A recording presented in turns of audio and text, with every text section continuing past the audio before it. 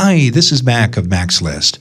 Find Your Dream Job is presented by Mac's List, an online community where you can find free resources for your job search, plus online courses and books that help you advance your career. My latest book is called Land Your Dream Job Anywhere. It's a reference guide for your career that covers all aspects of the job search, including expert advice in every chapter. You can get the first chapter for free by visiting maxlist.org/anywhere.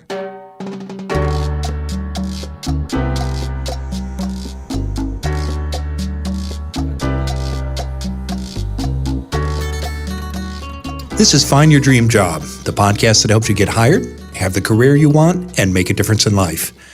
I'm Mac Pritchard, your host and publisher of Mac's List. I'm joined by my co-hosts, Becky Thomas and Jessica Black from the Mac's List team. This week, we're talking about how to ask for the money and the opportunities you want.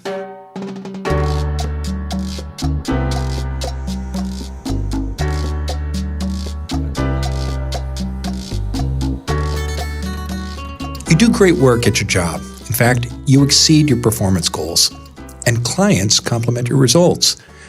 But your good work doesn't lead to big pay raises or promotions. What are you doing wrong? Our guest expert this week is Kate White, author of the new book, The Gutsy Girl Handbook, Your Manifesto for Success. She says you can't rely on good work alone to get the money and the opportunities you want. She and I talk later in the show. To negotiate a great salary, you need to know what employers pay you for what you do. Becky has found an article with 8 online tools you can use to research salaries for your occupation. She tells us more in a moment. You receive a job offer and accept the employer's starting wage without negotiation. Now you're in the position, and the pay seems low based on the actual duties. Can you ask for a new salary, or must you wait until your annual review? That's our question of the week. It comes from Brooke Jacobs in Redmond, Oregon. Jessica shares her advice shortly.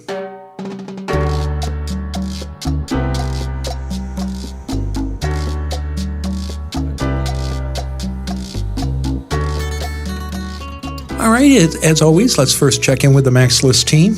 Now, Becky, you've, as always, have spent the past week exploring the internet on behalf of our listeners. We went into some detail, I think, in an episode a moment ago a few weeks ago about all the gear and. Oh yeah, so much mining of information throughout the internet. So been hard at work again this week. Good. That's right. It's a never-ending exploration. Yeah, just 24/7. But what have you found in all of that poking around in the last week? Well, since we're talking about money on this week's show, I pulled out a tool that you can use for salary research. So knowing your worth is a really huge part of building a successful career. So you really need to do research about what kind of salary you should ask for, what you should aim for, and what you should negotiate for, whether you're looking for new work, negotiating a starting salary, or asking for a raise. You really have to know what your skills, experience, and expertise are worth to an employer, and there are a lot of factors to hone in on. You need to understand your professional market value within your industry, but also in your local city where you live. Can vary a lot depending on your location, as well as your level of experience and your education. And in today's world, data is everywhere. Like talking about the internet, there's so much information out there, and you can access really good, solid salary data from a lot of different places. So you have absolutely no excuse for not preparing with good, solid research. So we've shared salary research guides on Mac's List before, and today I found another comprehensive research for finding good information and data out there on the internet. And I thought this one was good because it's more than just sort of finding comparable salaries. It's called the Top 8 Tools You Need to Use for Salary Research from the Job Network, which is a great website with resources for job seekers and employers alike. And this article outlines 8 well-respected tools to use to find out both what people like you are making out in the marketplace and also information on things like equal opportunity employment laws, fair pay. There are salary calculators and anonymous survey data from real professionals from like the government, as well as different anonymous surveys like Glassdoor and PayScale and things like that. So I felt like this was a really comprehensive resource and a really great place to start if you're sort of thinking about your salary, whether you're job searching or looking to negotiate for a raise.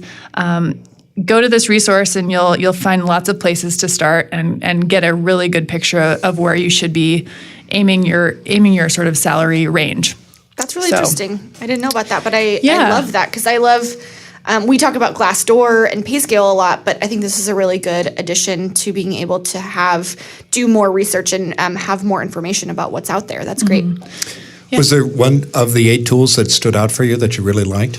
I thought there was some information about the Equal Opportunity Employment Act and sort of fair pay and what you can do if you think you're being underpaid or unfairly paid, especially with like the gender wage gap and things like that. I thought that was really interesting, and there was a lot of good information. And what rights people have. That's great. Yeah, and what to do, like how to find out if your employer is paying you unfairly, because it's such a gray area a lot of times when you're currently employed and you don't know what your coworkers are making, but you sort of have an idea that you might be making less. It's like, what are you supposed to do? Right. So there's some good sort of hard tools to start to dig into that a little bit in that sort of difficult situation. Yeah, that's really interesting. Thank you. Good. It sounds like a great resource, and it's especially timely given our conversation later in the show with Kate. Yeah. Good. Well, thank you, Becky. If you've got a suggestion for Becky and you want to get her out of the internet exploration business a little sooner, please write her. Her email address is becky@maxlist.org.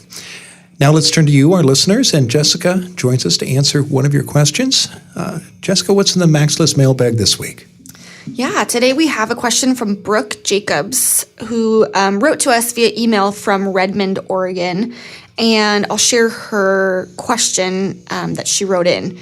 2 months ago, I accepted a job and naively accepted the employer's initial salary offer. Based on my understanding of the job, it seemed like a fair amount of money. Now that I'm fully in the job, I realize that the job is much more stressful and demanding than the employer originally led on. How long should I wait before I ask to readjust my salary to match the work I've done? Am I stuck until my 1-year review? So this is a great question from Brooke. I'm going to start by saying short answer, no. You do not have to wait until your 1-year review to address this, and I encourage you not to wait until your 1-year review. A year is a long time to wait if you feel like you're being unfairly paid for the work that you're doing. So many organizations offer a 90-day review option. And even if this isn't ingrained in the process of your organization, I think it's still acceptable to bring this up as something with your supervisor. Ask for a meeting sort of around that time, around the 3-month, 90-day time frame, because that's a good time frame. After you've been in the job for a couple of months, you actually know what you're doing, what the responsibilities are. You have an understanding of what the job looks like, the day-to-day, things like that. So again, request that meeting with your supervisor and boss. Give a little bit of a heads up of just wanting to check in at a 90-day time frame about your responsibilities and ask for feedback about how you're doing, kind of just a check-in if you don't have normal check-ins with your supervisor in the first place. But in the meantime, compile a list of your accomplishments in this 90-day period and any additional responsibilities you've taken on that weren't listed in your job description during this period. So really identify, compile that list, gather that data about what you're doing, what additional things that you have taken on, just to be able to document, because you don't want to fly in that meeting without the preparation that you need to do to be able to make your case.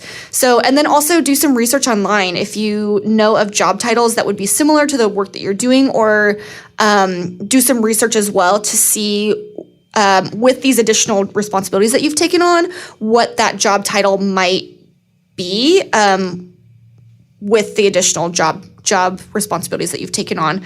And then look at what salaries are comparable in that space, and what you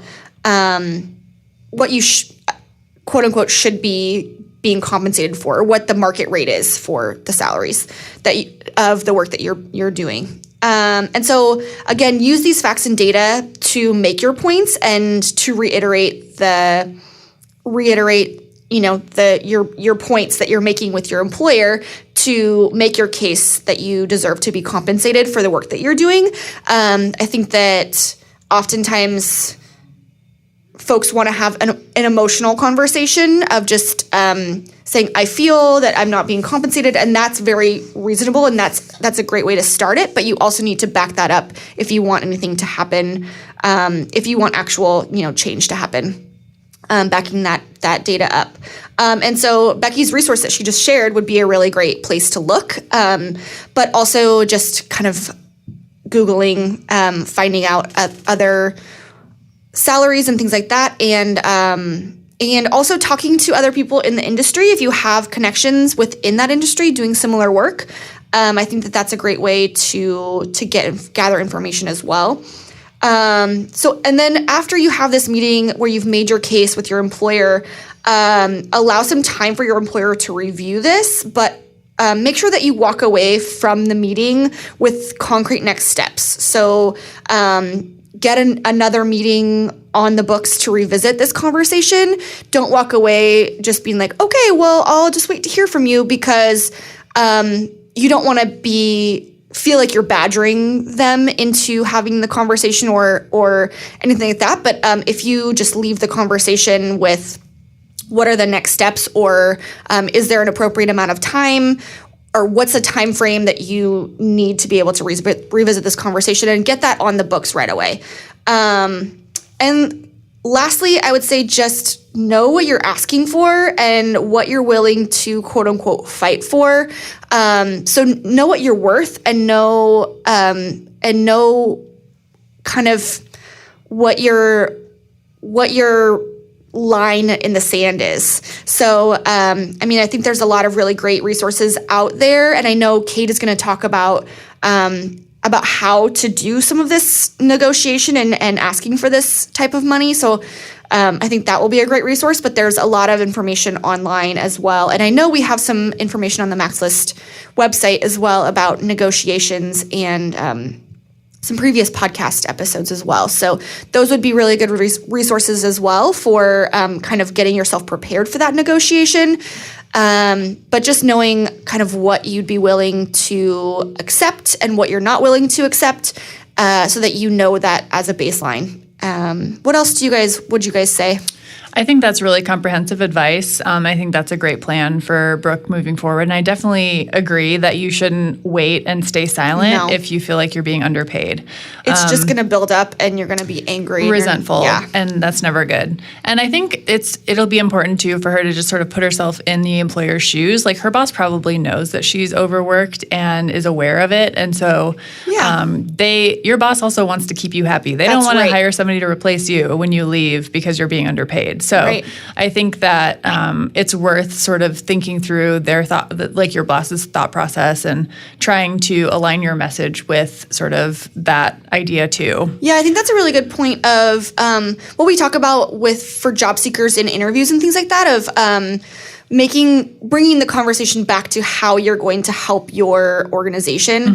I think that that's a great way to do it as well, of like, I'm a great value, and I want to stay in this position, but I have too much on my plate, and let's work out a plan to make it better. The only other thing I would say is sometimes, like, the employer might have like budgetary limitations. Sure. So think about some more creative asks, like if you want to ask for an extra week of vacation or something like that to help alleviate some of that stress, might be something else too. That's a great point. Yeah, I think both of your advice is spot on, and I would especially like to call out, Jessica, your suggestion about identifying next steps at the end of that conversation. There's someone I worked with in Washington, D.C. when I was doing legislative work, who said, if you're meeting with an elected official or a staff person on Capitol Hill, at the end of the meeting, you always want to identify next steps. Otherwise, it's a failed meeting. And if there isn't a clear next steps that have been identified by both parties, it's not going to be productive. So it's just going to get lost in the pile. There's, especially in this scenario with Brooke, it sounds like there's already a lot of work being done in the organization, and so I'm sure that things are it's hard to find time to meet anyway. And so if you just leave it to we'll just decide on that later, it's just not going to happen.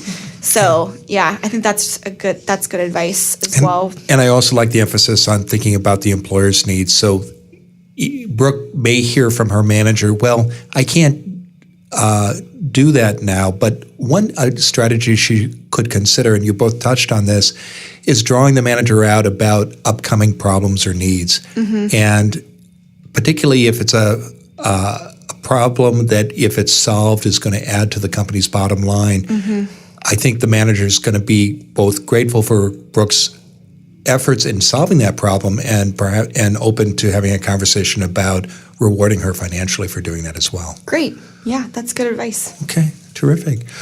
Well, thank you, Jessica, and thank you, Brooke, for sending in your question. If you've got a question for Jessica, write her. Her address is jessica@maxlist.org. You can also call our listener line. That's area code 716-JOB TALK, or post your question on the MaxList Facebook group. And if we use yours on the show, we'll send you a copy of Land Your Dream Job Anywhere. We'll be back in just a moment, and when we return, I'll talk with this week's guest expert, Kate White, about how to ask for the money and the opportunities you want. If you're listening to this show right now, there are two things I know about you. First, you're a fan of podcasts. Second, you're looking for tools and insights that can help you land a job and get ahead in your career.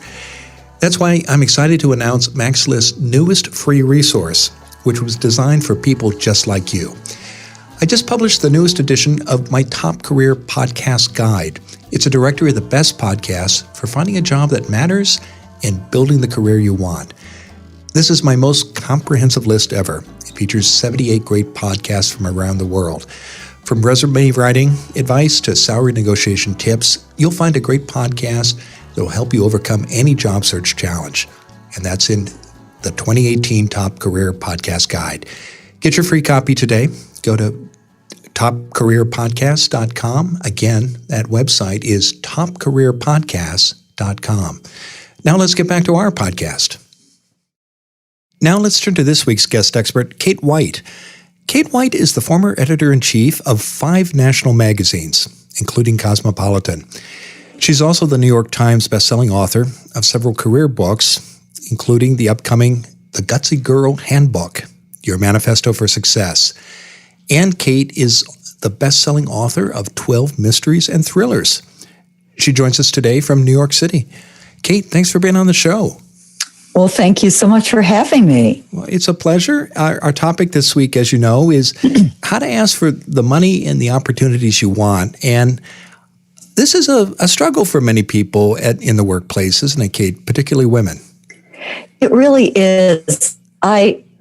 Yes, and I certainly have focused on women in my new book, but men can have the issue too. Sometimes we're afraid to raise our hand for something because we fear being shot down. So that's the fear that stops people from doing it. When you do see people ask for what they want, are there common mistakes that come up again and again that you see happen? I think the first one, just to circle back to what we were just talking about, is assuming that if they want you, they're going to tap you and not raising your hand for it. I think that's the biggest mistake. I just saw something the other day. I heard someone talking about her policy in their company, and they did not offer jobs to people who'd come in for interviews unless they wrote a thank you note. And in a way, that's a microcosm. Basically, you've got to show you're hungry for something, because people don't want people to come on board with them who are in any way less than passionate about the opportunity. So the first thing is to just know you have to ask, even if it doesn't seem fair.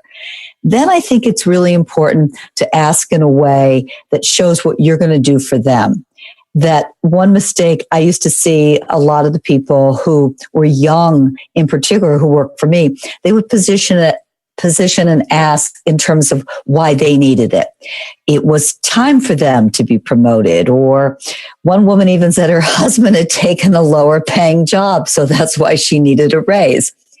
And when you're the boss, even if you're an empathetic boss, you're not really that interested in what's going on in their life or why they think they need it. You want to know what can they do for you. So whenever you ask, it's so important to bring it back to why this is good for your department, why it's good for your boss, what you're going to be able to do.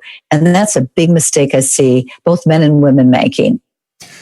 It's interesting you should bring up the salary question. I interviewed a candidate for a position in my company some years ago, and we were talking about the salary range, and she said, well, she needed to have a higher number because she was living in a rent-subsidized apartment in one city, and her rent was going to go up if she left that apartment. And so, and I sympathize. I mean, we all need to pay our bills, but salaries are, as you know, are based on budgets and profitability and revenue sources, not necessarily on the rent needs of the employees. Right. Another thing, Mac, I see people doing is not understanding how important timing is. One of the most important things to understand when you're going to ask for a raise is to know that the budgets are set sometimes months in advance of when raises are given out. So you want to get on your boss's calendar weeks in advance to make your case. And you also have to understand that there's often a pool of money your boss has been given. And if she gives you a 3% raise, that might mean she can only give a 1% raise to somebody else. So you've really got to get in there and make your case before it's too late, before she's already worked it all out on paper and submitted it to her boss.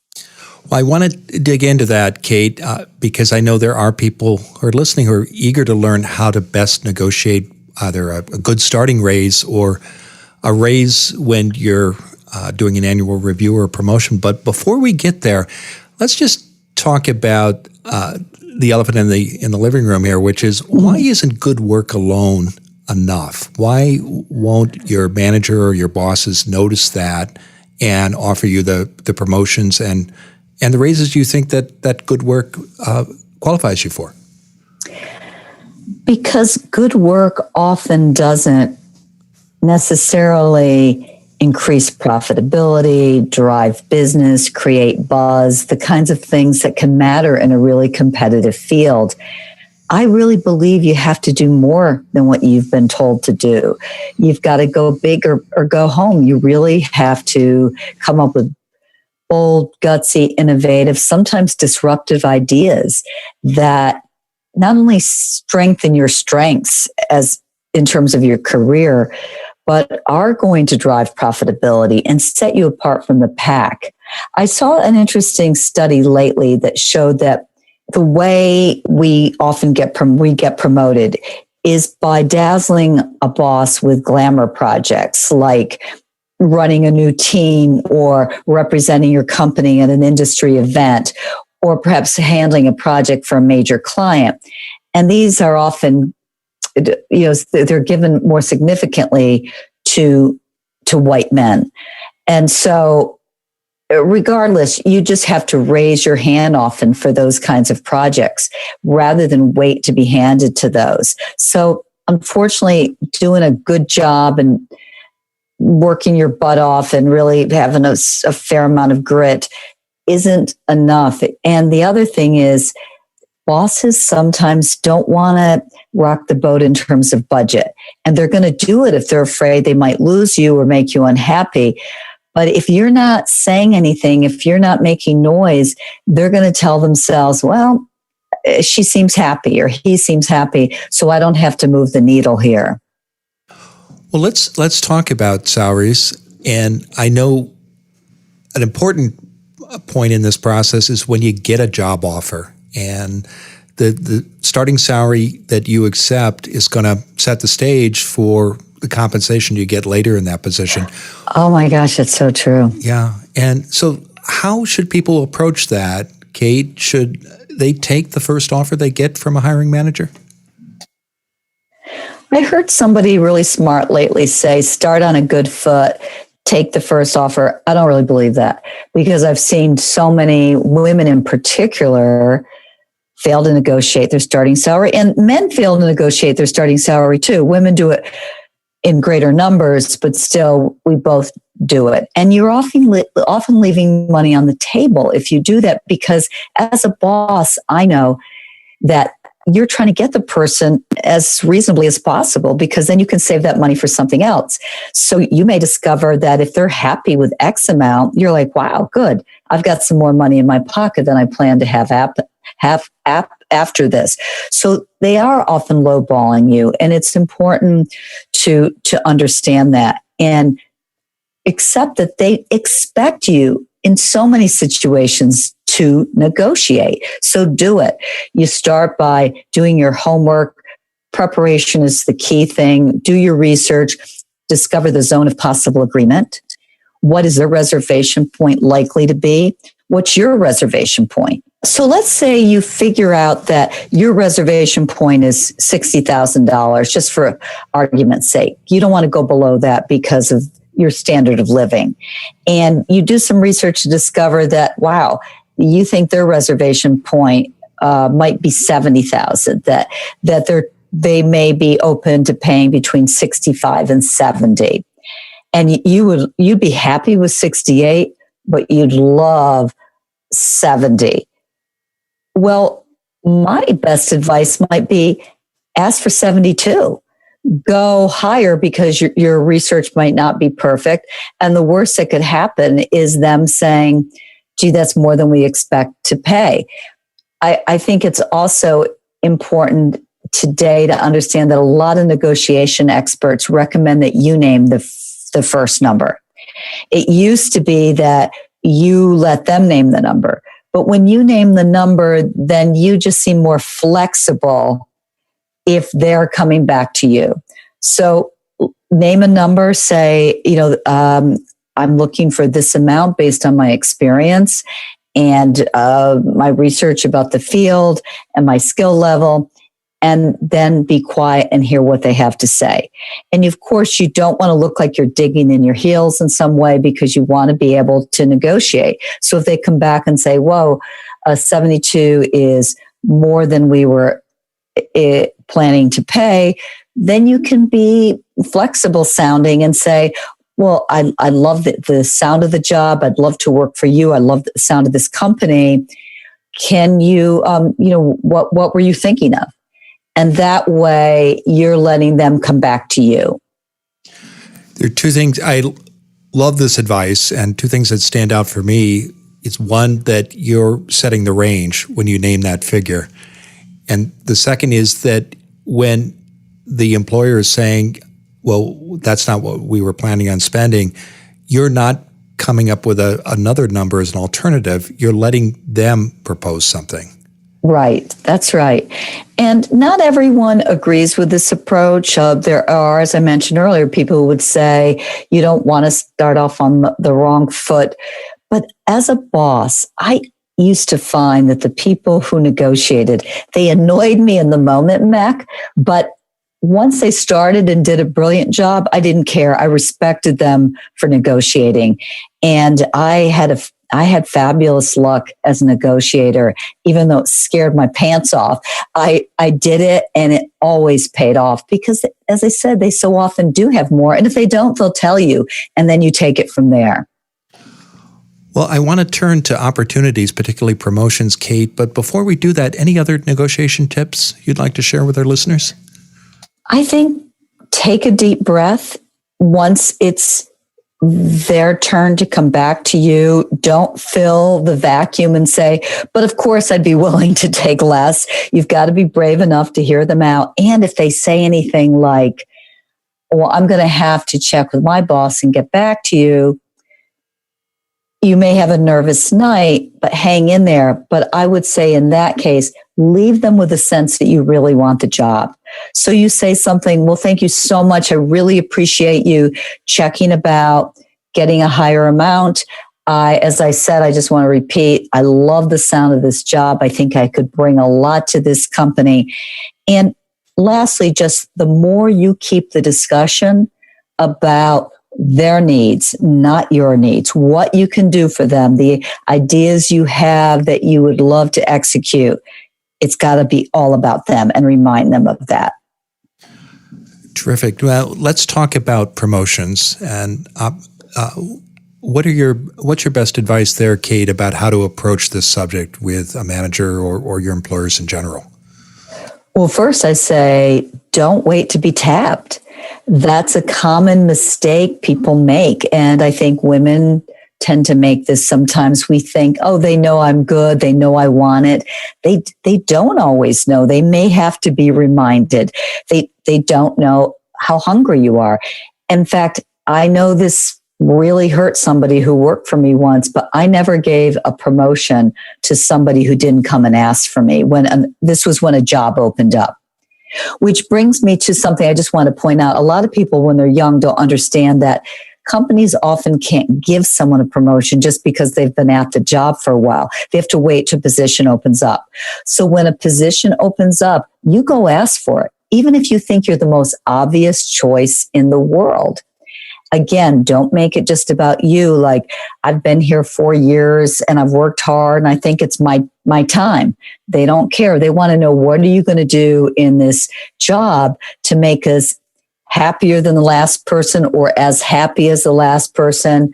Really show off. And I always recommend following up your presentation in person with something written.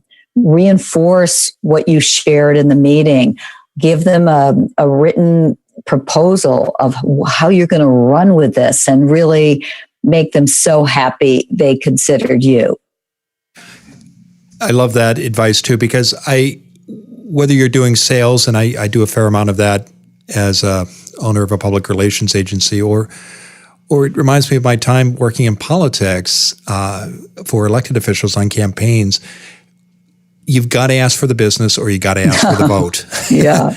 and yeah. It's so true. I got a job once and I was pregnant and actually I just had my baby and my boss was giving me a really hard time about leaving at a reasonable hour. So a job came up to run a parenting magazine. And I thought, wow, they're not going to mind a good mommy in that job. They're going to want a good mommy.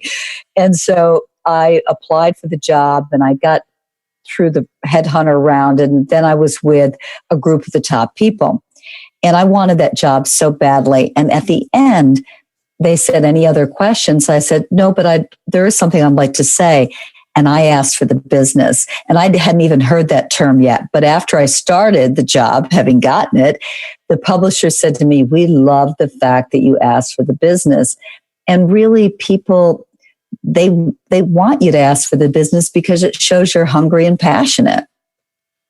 Absolutely. And I see that employers tell me they're always impressed at the end of an interview when a job candidate asks for the job. And certainly when I'm doing sales calls for my public relations company, I always close the meeting by saying, it may sound like a formality, but I'm going to ask you for the order. I would love to have the business. That's great. Yeah.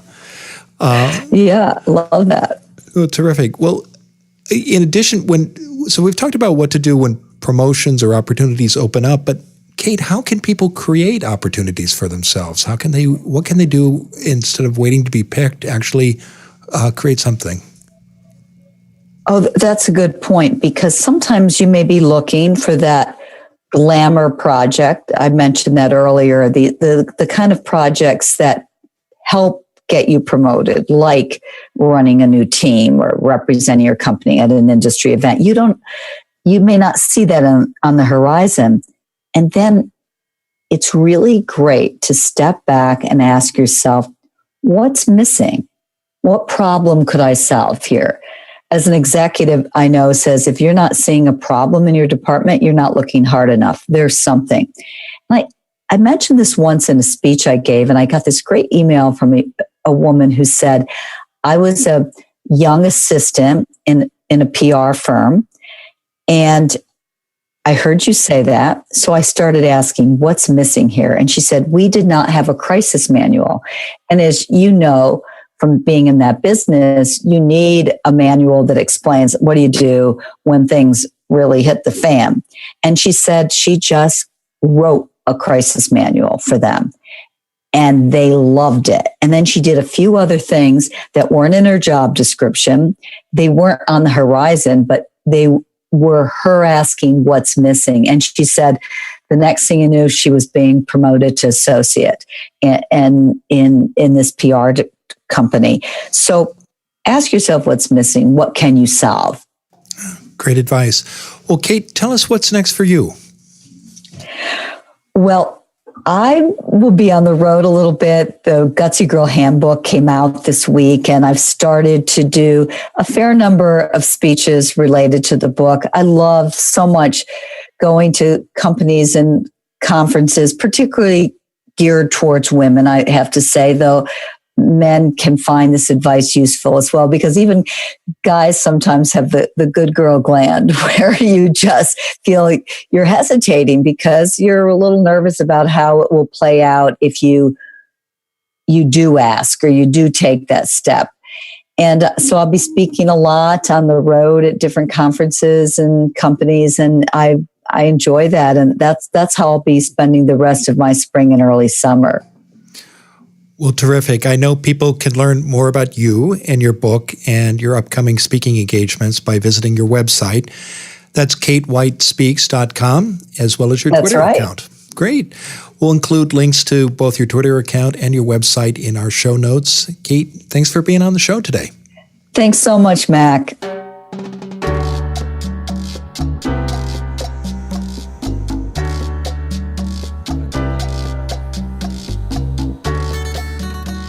So we're back in the studio with Becky and Jessica. What are some of your thoughts about my conversation with Kate? I thought it was great. I thought that she had some really it was great. Insightful points from a manager's perspective, from the boss's perspective. It's like when an employee is doing hard work and trying to get noticed for the work that they're doing, your boss might not notice that. And it's up to you to sort of raise your hand, like she said, and ask for the projects and ask for the opportunities and really build a case for the raise that you want, things like that. I think it was really sort of like clear inspiration for like, here's what you can do to really show your boss what you can do and why you deserve more money. And yeah, I thought it was really, really helpful.